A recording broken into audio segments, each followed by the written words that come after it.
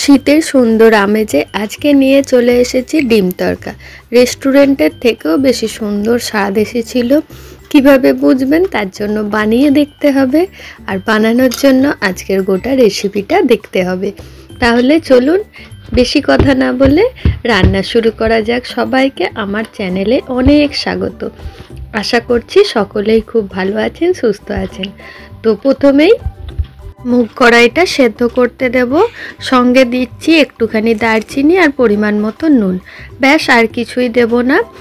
সেদ্ধটা খুবই ভালোভাবে হতে হবে, হয়ে যাক, তারপরে আমি দেখিয়ে দিচ্ছি। এবার এটা যতক্ষণে সেদ্ধ হচ্ছে ততক্ষণে বাকি রান্নার জোগাড়গুলো করে নিই।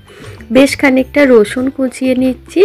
চাইলে হ্যান্ড চপারেও কুচোতে পারেন, আবার বঁটিতেও কুচোতে পারেন। আমি ছুরি করে দেখিয়ে দিলাম। একদম ছোট ছোট করে কুচিয়ে নেব। সঙ্গে লাগবে আদা কুচোনো, ওটা আমি গ্রেট করে নিচ্ছি। চাইলে রসুন আর আদা একসাথে হ্যান্ড চপারে কুচো করে নিতে পারেন, তবে খুবই ছোট ছোট কুচোতে হবে। আমি একদম সহজ উপায় দেখিয়ে দিচ্ছি, যেগুলো সব বাড়িতে সব সময় হাতের কাছে অ্যাভেলেবেল থাকে। আদা রসুন কুচোনো হয়ে যাওয়ার পর এখানে কুচিয়ে নেব দুখানা বড় বড় সাইজের টমেটো আর দুখানা বড় বড় সাইজের পেঁয়াজ। টমেটো পেঁয়াজ দুটোই খুবই ছোট ছোট করে কুচোতে হবে। এখানে আশা করি দেখতেই পাচ্ছেন আমি আজকে 300 গ্রাম মতো মুগ কড়াই রান্না করছি। তো সেই রান্নার কোয়ান্টিটি অনুযায়ী আজকে সমস্ত কিছু জোগাড় করছি। আর তরকার জন্য পেঁয়াজ সবসময় একটু বেশি লাগে, তবেই টেস্টটা খুব ভালো আসবে। কাটিংটাও দেখে নিন, কোন রান্নায় কিভাবে কাটিং হয় সেটা কিন্তু খুবই ইম্পর্টেন্ট। খুব ছোট ছোট করে পেঁয়াজটা কুচোতে হবে। তড়কা রান্নার জন্য পেঁয়াজ আদা রসুনের এই কাটিংটা খুবই ইম্পর্টেন্ট একটা পার্ট।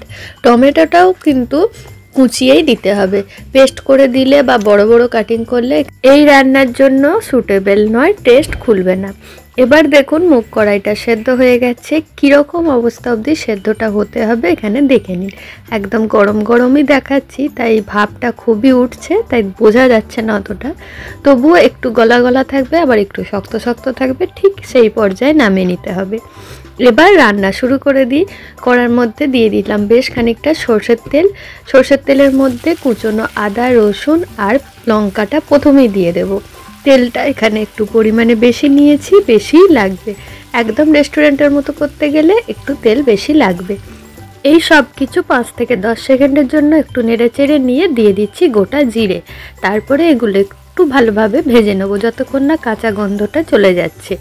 একটু ভাজা ভাজা হয়ে গেলে, একদম লাল লাল করে নয়, আবার পুড়েও যেন যায় না, ঠিক এই রকম পর্যায়ে থাকবে। এই সময়তে দিয়ে দিতে হবে কুচনো পেঁয়াজগুলো। এবার পেঁয়াজটা ভেজে নিতে হবে। পেঁয়াজ ভাজতে একটু সময় লাগে, কিন্তু পেঁয়াজটা খুব বেশি ভাজা হবে না, মানে পেঁয়াজের গায়ে একদমই যেন লাল রঙটা না আসে। পেঁয়াজের রঙটা পাল্টে যখন সফট হয়ে যাবে এই রকম ডোবা তেলেই ভাজতে হবে, আর ছোঁয়া পোড়া দাগ বা লালচে রং যেন না আসে। ঠিক এই রকম স্টেজ অবধি ভেজে নেব। ভিডিওতে কতটা বুঝতে পারছেন জানি না, তবে এই সময় কিন্তু পেঁয়াজটা খুব ভালোভাবেই ভাজা হয়ে গেছে, শুধু লালচে রংটাই আসেনি। এবারে টমেটো কুচোনোগুলো দিয়ে দেব, দিয়ে ভালো করে ভাজা ভাজা করে নেব। খুব বেশি নয়, ওই টমেটোটা যেমনি একটু মেল্ট হয়ে আসবে তখনই ছেড়ে দেব। আমি কাছ থেকে একবার দেখিয়ে দিচ্ছি, ভালো করে দেখে নিন পেঁয়াজ টমেটো আদা রসুন ঠিক কোন স্টেজে আছে। এই রকমই থাকবে, এটাই এই তরকার টেস্ট। এবার চলুন এর মধ্যে দেব কিছু গুঁড়ো মশলা। গুঁড়ো মশলার মধ্যে আমি দিচ্ছি বেশ খানিকটা ধনে গুঁড়ো। আমার এই চামচে 1.5 চামচ ধনে গুঁড়ো দিলাম, আর দিচ্ছি 1 চামচ কাশ্মীরি লঙ্কার গুঁড়ো, আর অল্প পরিমাণে হলুদ গুঁড়ো, আর দিলাম 2 চামচ মতো বিট নুন।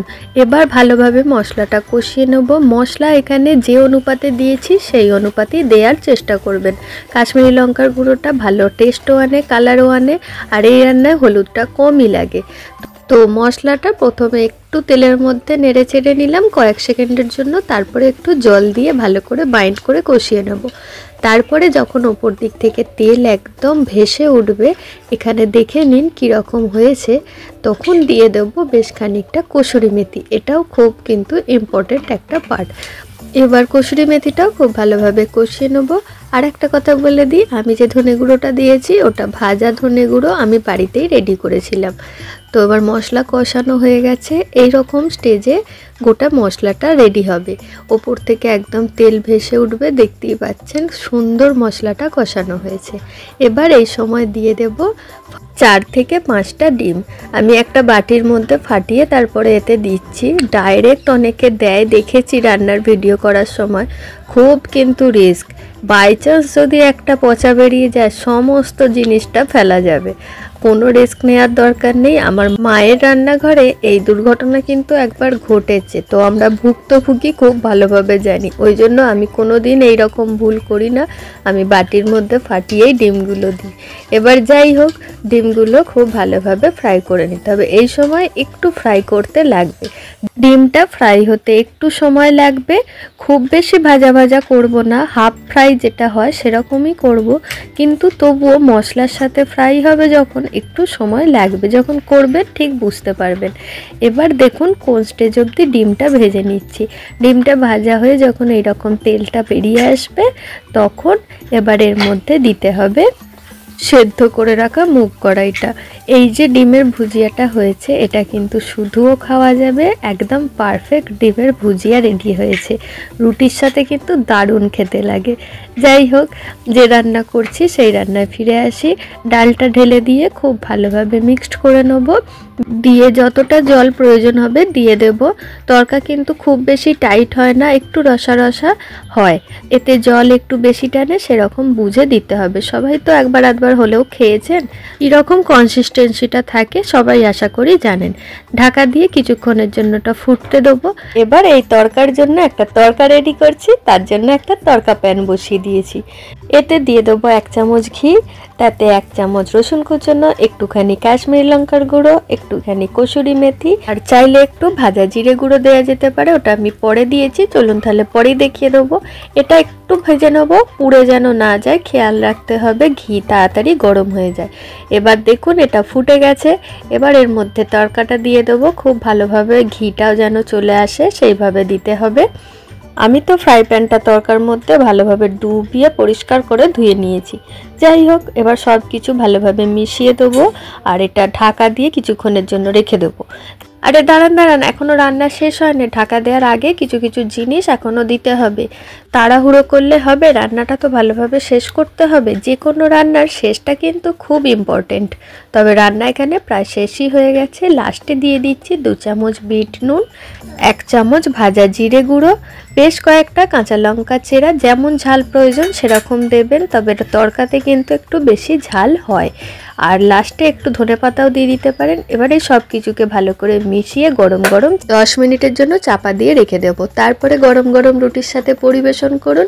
দুর্দান্ত খেতে হয়েছিল, বিশ্বাস করুন। অনেকে তো অনেক রকমভাবেই আজ পর্যন্ত ট্রাই করেছেন, আমার প্রসেসে একবার রেডি করে দেখুন। বড় বড় হোটেল রেস্টুরেন্টের স্বাদকে হার মানাবে। আর তরকার সাথে অবশ্যই পেঁয়াজ ব্যবহার করতে হবে, পেঁয়াজ ছাড়া কিন্তু তরকা খাওয়া যায় না। যাই হোক, আজকের রান্না আপনাদের কেমন লাগলো? যদি ভিডিও ভালো লেগে থাকে লাইক, শেয়ার, কমেন্ট করবেন। এই রকম ঘরোয়াভাবে রান্নার রেসিপি দেখতে আমার চ্যানেলটা অবশ্যই ফলো করবেন। আজকের মতো আসছি, আবারও ফিরে আসবো নতুন কোনো রান্নার ভিডিও নিয়ে।